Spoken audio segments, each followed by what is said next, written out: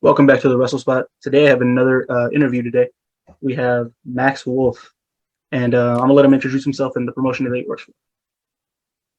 So what's up, guys? My name is Walker. That's my real name. Some of you might know me as Max Wolf from the Kansas City promotion KCXW. I've been a professional wrestler for about 6 years. Been doing it since I was 17 years old. I've been all over, traveled to many places, worked with some cool people, a lot of great promotions, and I'm just grinding it out, waiting for all this stuff up here to get back open due to COVID. I'm really excited to get back in the ring. Can't wait. But that's pretty much a little bit about me. There you go, man. So my first, I'll get some basic questions out of the way. What got you started? Got me started. Well, I mean, growing up, wrestling was always in my household, especially with my grandfather. He was a big fan of it and kind of got me hooked on it at an early age. Like I said, I started watching when I was maybe 2 or 3 years old. And I got hooked on it ever since then, and I've just been watching nonstop. I mean, when I was like 4, I was watching Ring of Honor, New Japan, just all this other stuff. I would go to school talking to my friends about it, and they're like, I don't even know what New Japan is. I'll be watching WWE. I'm like, man, you got to check this stuff out. It's crazy. But, just my whole life I've been a big pro wrestling fan, and I actually got started with wrestling. I actually went to a SmackDown live show up here in Kansas City, and there was the people for the school that I train at handing out flyers. I was like, man, ain't no way, because I didn't even know that there was a school around where I lived.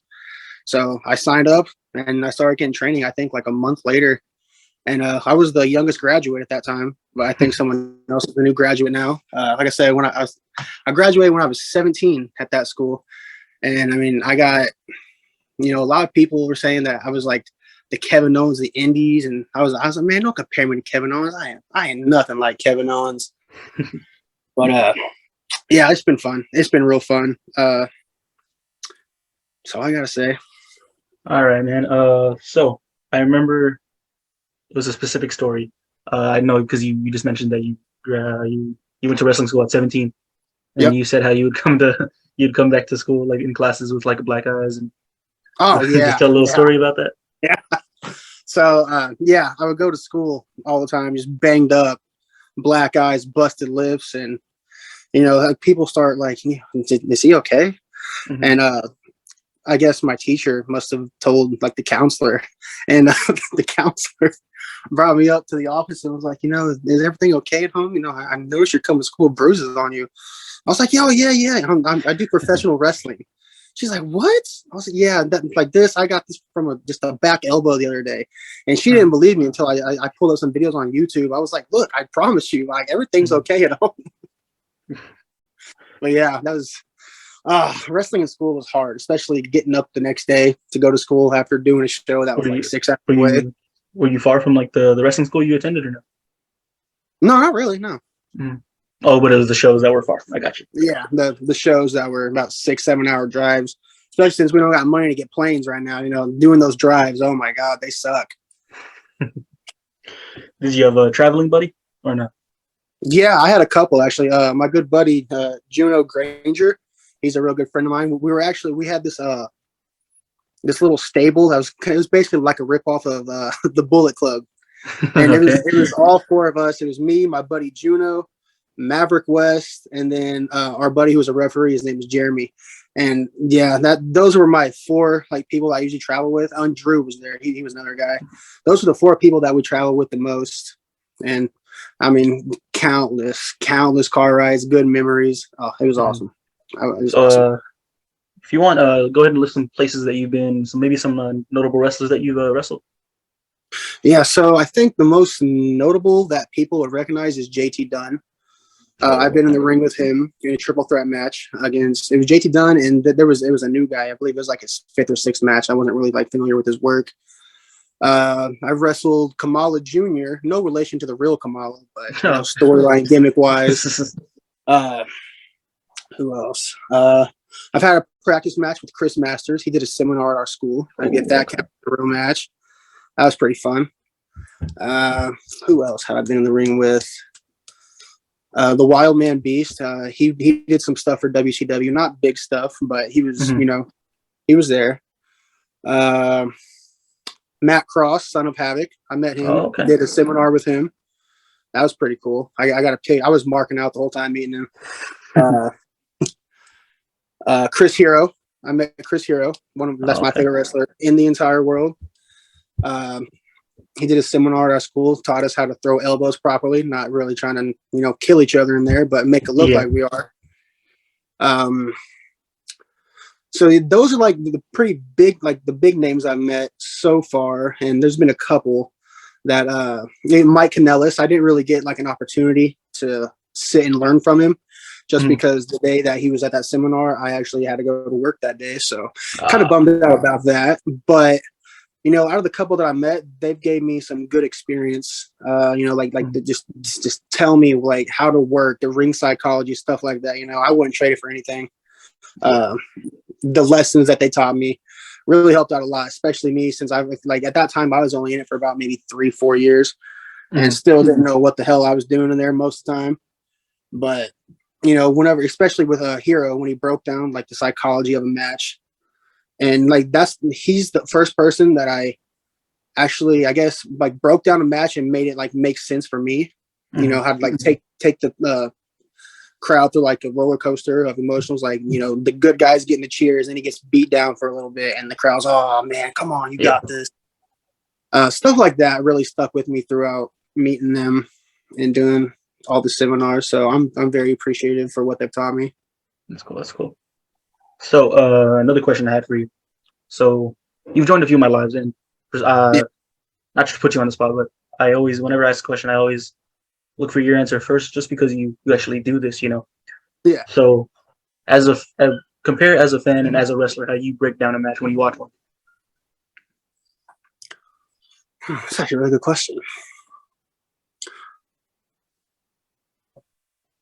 Well, from like the fans' point of view, when I break down the match, I'm looking for, because usually when I watch it, I'm usually studying, trying to remember if Kyle O'Reilly does like a certain spot at the beginning, I'll try to be like, okay, that's cool. He did that. So like from like fans' point of view, it's mostly just studying for me. Just trying to break down like, okay, when's the cutoff going to come? When's the shine going to come in? When's the big, moment for the face to get all of his little shine and all that stuff? That's what I do as a fan. It's the same thing as from wrestling. I mean, ever since I started like actually wrestling, I mean, it's not even like I'm a fan anymore. I just watch it to study. So it's but yeah, I mean, there's times where I just get lost in it and forget, and like, oh man, this is about to be cool. And it's one of those things, like when you start doing it, it kind of just becomes natural for you to just like pick up stuff and not really be, I guess, like a fan, like back when I was younger, all that stuff. I'm like, oh, who's coming out next? And now you can kind of tell what's going to happen now, especially since if you're in the business, if he's going to hit him in the corner and get like a hit with a back elbow. So it's really not, it's not really, I guess, I don't know how to word it, but what I mean. Yeah. But what was first day of training like? You walk in the doors. How is it for you? Oh, dude, it was surreal. I mean, whenever I first walked in, I was expecting to get like right in there and start throwing suplexes and clothesline, stuff like that. But like it's very serious. Like people say it's fake. It's the furthest thing from fake. I mean, you got to learn how to take care of your opponent in the ring, and that's one of the things that I had to learn. Because like I said, I wanted to get in there and just start throwing people around, but it's an art form to me. It's like, especially for me, I think of wrestling as an art form. You're going out there and putting on a show, yes, but you're also trying to create something that gets like the fans invested. So one of the things when I first went to the wrestling school, I was thinking, oh man, this gonna be easy. I've watched this on TV enough times. I know what I'm gonna do. I didn't know nothing. Yeah. There's a certain way to throw a clothesline, a certain way to throw a punch, a headbutt, all that stuff. And it was awesome. It was awesome, especially with the good people that I had teaching me. Taking the bump sucked. I didn't expect the ring to be that hard. But as soon as I hit that thing, I was out for like at least a minute. I was laying there. I couldn't breathe. I think that was the worst thing. And that was the thing that I was excited for the most. I was like, man, I can't wait to get slammed. And then when it happened, I was like, I'm never doing that again. That sucked. That sucked. So, what do you use as a finish? My finish is a brain buster. Ooh, okay, okay, I like it. I like it. Classic. Favorite match that you've had on the indie so far? Or, oh, I'm sorry. Describe your first match and then your favorite. Describe my first match. Let's see. It was against a guy named Alex Gutrod. It went on maybe about 6-7 minutes. We were the opener of the show. My first ever match. And I was like, the hard thing for me, because I have ADHD really bad, and it's hard for me to remember stuff. So, when we're out there, we're planning the match, and I get all the spots. I'm like, okay, what do I got to do next? What do I got to do now? It was so hard. But especially when, I was so nervous to go out there for my first time. I was like, man, I can't do this. I'm terrified, because it was like, it wasn't, thousands and thousands of people. It was more like maybe 50, 60 people. But still, that's like the most people I've ever been in front of. So, and my trainer told me, he was like, okay, when you go out there, just get the crowd hyped up. And I just went out there and just stared at them. I didn't know what to do. They announced me and I was just like, so I'm here now, I guess. Who are you? I'm like, I'm not even going to engage. I'm the baby face. I don't know why you guys are booing me. But yeah, it went on for about 5-6 minutes. We had some pretty cool spots in there. The finish, I actually lost. But I got some good offense in. I remember at the end, especially during intermission, people are coming up to me, oh, you're new. I didn't expect you to be, I'm not as good as you are, but for someone who just started maybe 3-4 months ago training, to just know everything about it. But I remember I wanted to do a suicide dive in the match, and my trainer was like, no. You're not doing that, because you haven't even practiced it. And I was like, yeah, you're right. But yeah, it went on for about 6-7 minutes. I remember the ending. I Irish whipped him in the corner, and I went for the base shoulder tackle in the corner. He moved out of the way. I hit the ring post, turned around into a brogue kick, basically. Got the 3 count, 1, 2, 3, and that was my first match. I enjoyed it. It was in a bar. So I couldn't be there by myself. They wouldn't let me in. So I had to bring my mom with me. Oh. And she was freaking out the entire time. Get off my son. And there was one time where she actually tried to jump in the ring. So I was like, Mom, I'm fine. Sit back down. I'm okay. But yeah, there's been a lot of bar matches where I've had to bring her, and it was so uncomfortable. It was weird. So I'm guessing she's very supportive. How was that conversation when you sat down and you're like, I'm gonna be a wrestler? She was very supportive, and I've been telling her this since like I said, about maybe 6 or 7, when I actually was like, I want to be a wrestler, and she was like, okay, go do it. Go do it. That's awesome. But yeah, at first she was very, whenever she realized I was taking it serious, when I came home, I was like, hey, look, I got a form. I'm about to go try out to be a wrestler. And she's like, oh my God. She was like, are you sure you want to do this? I was like, I'm sure I want to do this. This is what I've been wanting to do. She's like, you're going to get hurt. I was like, if I get hurt, I get hurt. This is what I wanted to do, no pain, no gain. So, but yeah, she's very supportive of it. I love my mother. She's been to almost every match I've had up here, around our area.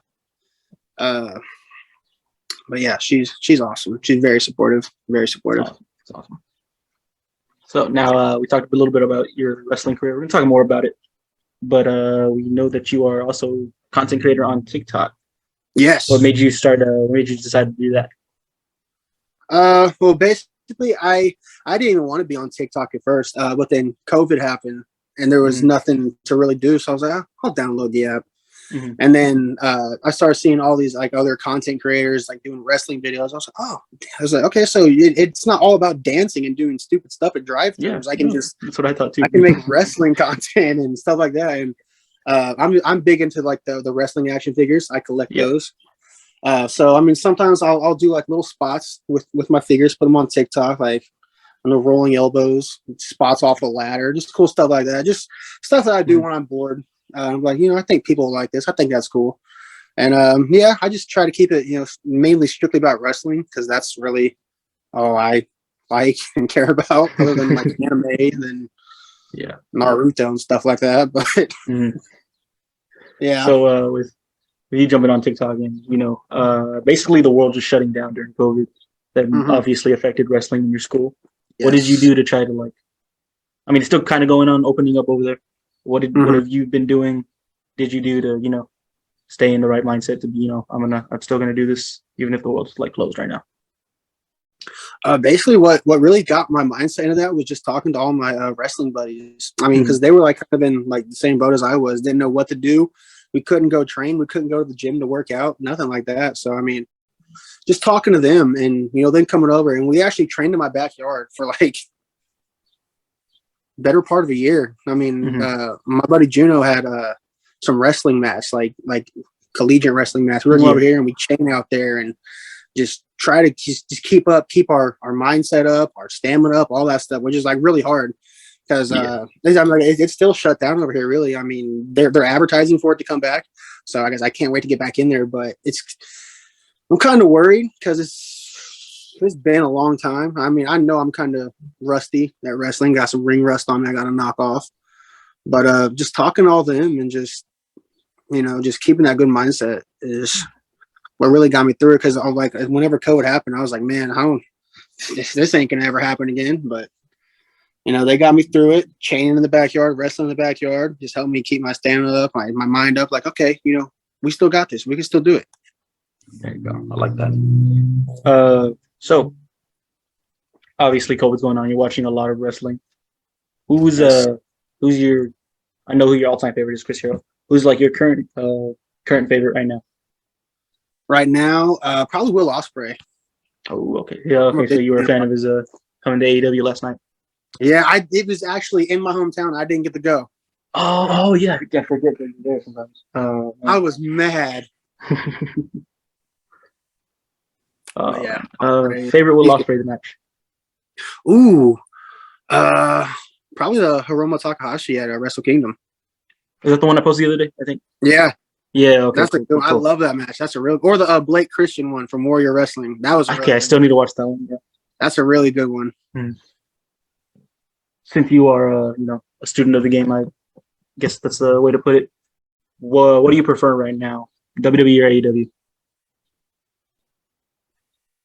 AEW just Mm, because it's more strictly about professional wrestling yeah. and less, I guess, storylines or just entertainment purposes. Hmm. Uh, yeah, just AEW, just straight up pure professional wrestling. Yeah. You're okay. So we talked about your male favorite female superstar currently and all time. Ooh, currently, well, before she got released from WWE, it was Dakota Kai. I'm a big Dakota Hmm. Kai fan. Uh, of all time, probably Lita. I'm a big Lita fan. I like the Lita one. I'm a Trish Stratus fan, but I love Lita. Yeah, Trish Stratus is good too. I like her. Oh, so what do you use as a theme on the Indies? God's Gonna Cut You Down by Johnny Cash. Oh, okay. Johnny Cash. Cash. That's I a like good that. one. I love that song. Let's stick with your professional wrestling career. You have any funny road stories or anything like that you could share? Road stories. Let's see. I do have one. I guess it's technically a road story. I remember the time. Oh, this is embarrassing. I was wrestling down in Salina, Kansas one time, and on the way down there is it's just a straight line, and there's nothing but grass and trees. Uh-huh. So it's a full car. Me, my buddy Juno, my buddy Leo, another one of my friends, Calvin, and I was like, guys, I have to pee. We got to pull the car over. And this was like almost 1 o'clock in the morning. So we stopped at like this random gas station. There's like no gas pumps and nothing. It's just an abandoned gas station. And they're like, okay, we'll get out and go on the side of the building. I was like, okay, I'll go over there. I ain't scared. So I walked to the side of the building and, I'm about to start peeing. And this owl, like this full grown big owl, comes swooping down right at my Uh, thing. I try to take off running and I trip because my pants were and everyone there, like, they still bring it up to this day. Remember that time that the owl almost pretty much killed you? I was like, I don't want to talk about it. I don't want to talk about it. Oh, man. That was the scariest moment of my life. So you just told a story about a fan. Have you ever had like an incident with a fan, or like maybe they're trying to like echo you from the crowd or something, or even like try to like get in the fight, like in a ring? I have had fans try to fight me after the show. Oh, There's been a couple of that, especially this one time in Indiana. I don't remember what part of Indiana we're in. It was like a real Southern country wrestling promotion. yeah. And I remember I was playing the heel that night. Like I said, we have that little knockoff version of the Bullet Club. Mhm. So, we were doing our thing out there, getting the heat from the crowd. And this old man who was on oxygen kept calling me fat. And I remember I didn't even think about it. I just looked and I said, that's why I'm in the ring and you're breathing through oxygen. And I felt bad after I said it, but they got the crowd to hate me. So I did my job. But what I didn't know was his son was the one sitting next to him. And, after we tore down the ring and stuff like that, because like us indie guys, we're the ones who set up and tear the ring down. Yeah. So we tore the ring down, put it in the truck, and I went back in to get my bag until my buddy Juno, I was like, hey, you ready to go? We went outside and this dude was like cornering us, trying to fight us. And I was like, can we fight him? What do we do? But it didn't end well for that guy that night. I will say that. Oh, okay. Yeah, he was super drunk and he did throw a punch at me.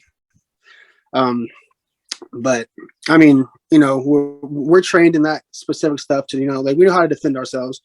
But yeah, that's the only time that a fan has actually really tried to fight me. I mean, I've had others, but they were just all talk. And then that kid was actually, I'm still in shock that guy threw a punch at me. I was like 10 times bigger than he was.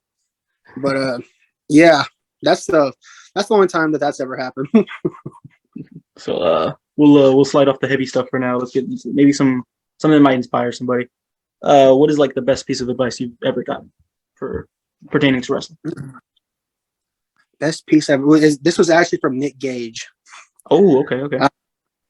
He told me that it doesn't matter if you're overweight, if you're a small guy, if you have good stamina, as long as you got the mindset that you want to be the best wrestler in the world, you can be the best wrestler in the world. Go out there and wrestle everybody you can wrestle. Just make a name for yourself. Just do what you love to do. It doesn't matter what other people think, because at the end of the day, you're there to live out your dream, not somebody else's. Like you're there for you. So that stuck with me for the past couple of years. That's really, really cool. Was that during like a seminar or something? No, that was actually at a GCW event. Oh, so you get to meet him. I just went there as a fan. Yeah, and I ended up meeting him. It was pretty cool. So what's it called? So from what I've gotten, you've wrestled at Wisconsin, Kansas, Missouri, and are those the only three, or there's more? Oh, I've been to Chicago. I've been to where else have I been? There's been a lot of places. There's been so many. I can't remember all of them. Wichita was a pretty scary one. What's been your favorite place? Favorite place that I wrestled was probably Chicago. I like Chicago. It was a real nice venue. So what made that stand out for you? Just the locker room really was like full of like actual professionals like took it serious. Not like people who just come there to just like, hey, I'm a wrestler now, and and especially the promoter. One thing that I really look for when I go to a new company is if the promoter is like professional, because I've been to a couple where we haven't. It's not all about the money for me, but for someone who goes out there and literally risks their life, it'd be nice for them to appreciate us a little bit more. Yeah. So, but the Chicago one was really cool. He's very professional. That's a big reason why I enjoyed it. He was right there in the gorilla position when we came back, telling us what he liked about our match, telling us what he didn't like. Just asking us, hey, you guys okay? You need anything? And it was like a very professional setting, and I really enjoyed it. That was fun. The crowd was hot all night. No drama behind the scenes, nothing like that. It was really cool. Yeah. Yeah. And you said Wichita was scary. You want to elaborate a little bit? Oh God. I remember it was the guy who ran the show. He was he's not a nice person. And the main event, I don't know. I mean, I'm not a booker, but I don't know why he would book himself in the main event against the guy who was having their first match, who still didn't understand, Who I think the guy told us when we were talking to him backstage that he only had 2 weeks of training. So right there should tell you that I don't think he's ready to have a match. But the promoter actually like crushed his windpipe or something in his throat on purpose. Like he stomped on his throat during the match because the guy messed up a spot and he got mad. And I'm sitting there thinking, but it's not really his fault that he messed up. He's only been training for 2 weeks and he's main eventing your show. So, I mean, I don't understand why that gives you the right to get pissed off and just stomp on his neck. Like that's like, to me, like that is not professional at all. Like I said, we're not there to actually hurt each other. We're there to put on a damn show. So, oh God, I hated that play. Bouncing off of that story, has there been you don't got to name names, but has there been like an instance for you where, things got a little like a shoot? It was a shoot. Yeah, a couple of times. Yeah. I won't name names, but this was at a Kansas City show, and the guy who I was working with, he was actually a veteran, like in the wrestling business. He'd been doing longer than me, and he was just basically testing me, seeing if I would push back, and he was like legit punching me, like in my face, and I got really mad. And I remember I just picked him up and slammed him as hard as I could, and I started just kicking him. And I told him, I was like, "Hey, are we working or are we shooting?" And he's like, "Oh, we're working now." But I mean, there's been a couple times that's happened. Yeah. And a lot in training too, a lot with the new guys who, I mean, I understand, they don't know. You get a little excited, I guess. Get a little excited, but still, especially because if we get hurt, we're out for months sometimes. And that could really take a toll on our career. So that's one of my big things. I said, I want to keep everyone safe. I want them to keep me safe. I go out there and I trust you. You trust me.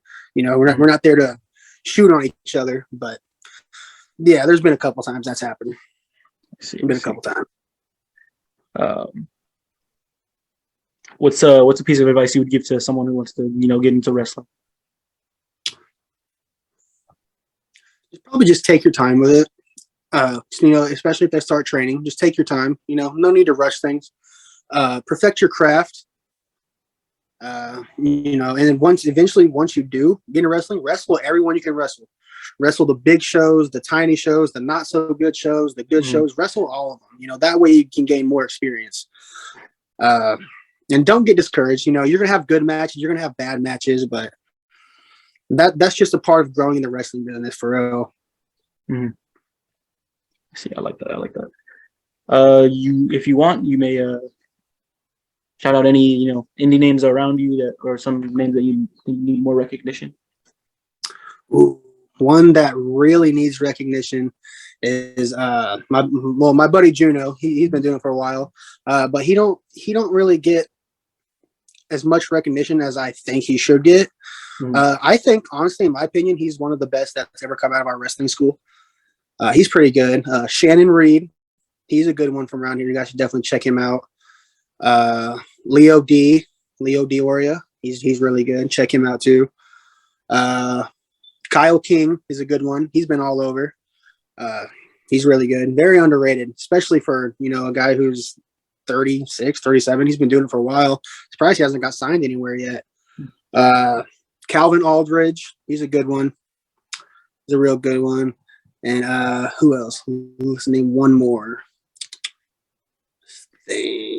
Probably this guy named The Infinite. His name is Ryan Gingell. He was actually on Monday Night Raw one time in a squash match against Aleister Black. You guys should definitely check him out. Really good. He's really good. Oh, so another question. So maybe a month ago, I posted this video of being at a show, and there was this. Not gonna say his name just so it'll spread hate to him, but I think you're gonna know who I'm talking about. Yeah. Playing Malachi Black, basically. Yeah. What do you think of a wrestler on straight out, copying gimmicks? I mean, honestly, like just because I know the works of the business, it is frowned upon.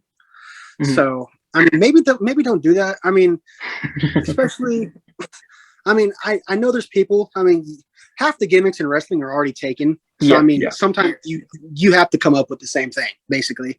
But there's little things you can do to tweak it and make it your own. So try doing that. Yeah, like I'm not the biggest fan of people, like, I guess, plagiarizing other people's work, basically. Especially the guy that we're talking about, same moves, basically. It's almost exact same everything. Same Maybe backpack get shit. your own moveset. That'd be nice. Get your own moveset. Yeah, just don't do it. Just don't do it ever. So, believe each state has like a good community of like their independent wrestling scene. I know, like here in Texas, we're all one big family. You know all that. Why should people pay attention to Missouri independent pro wrestling? Ooh. I mean, if you're looking for brawlers, like good Mhm. old fashioned brawlers, like Bruiser Brody type brawlers, Missouri is the place to look. We got some heavy hitters up here. Uh, I mean, we do got some good high flyers too, but mainly if you're looking for some good old fashioned brawls, Mhm. this is the place you want to watch. Like I'm telling you, Uh, anywhere in Missouri that you're gonna have these big 6 foot something dudes just brawling it out, just going hard, and mhm. it's actually I love it. I think it's entertaining. That's awesome. But That's awesome. yeah, that's it right there. All right, man. This was great. I appreciate you being on. I'm gonna give you a chance to plug anything you want, plug anybody you want. Go ahead. You guys want to follow me on Facebook? You just type in Max Wolf, and it should be one of the first searches that pop up. And follow me on TikTok, Combat Pro 99, and that's really all I got to say. I appreciate you being on. This definitely isn't the last time he's gonna be on. He's a good buddy of mine, and I appreciate his whatever 2 cents he ever has all the time because it is good stuff. Appreciate you having me on, man. All right. We'll see y'all in the next episode of. I haven't named this, but when I name it, y'all will know.